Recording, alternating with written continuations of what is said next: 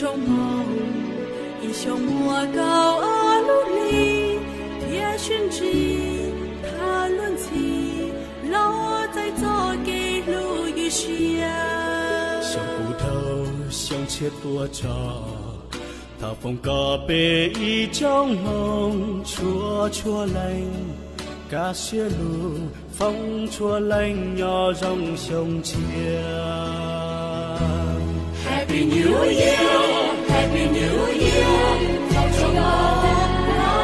ta nhớ trong mỗi ngày, ôm lo thâu nhớ của đất chỉ đâu tao phong này. Happy New Year, Happy New Year, chào cho ta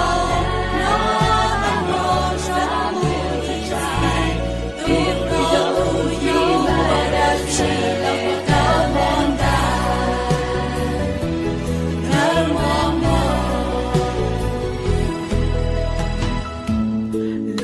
Chia bê chào bê yo mong chi bê cứ đi bê thanh rê chua lên tôi yo mua chua lên nhiệt gì ta chia ta bê nhớ mua lời nhớ ta si tha có bên giòn giòn si hung mông tia si pa si lu có bê bông có bê hay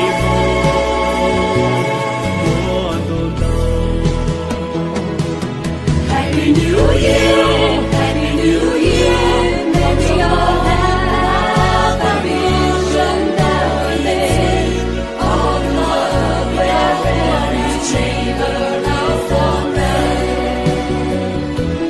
Happy New Year, Happy New Year, mong cho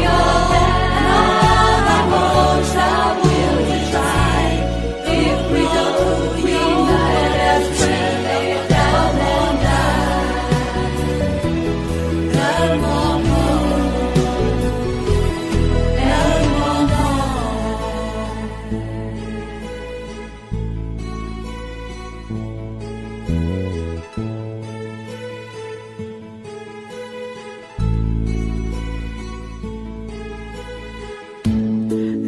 chia bê chào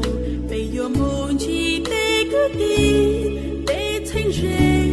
chua lên tôi yo mua chua lên nhiệt gì ta chia ta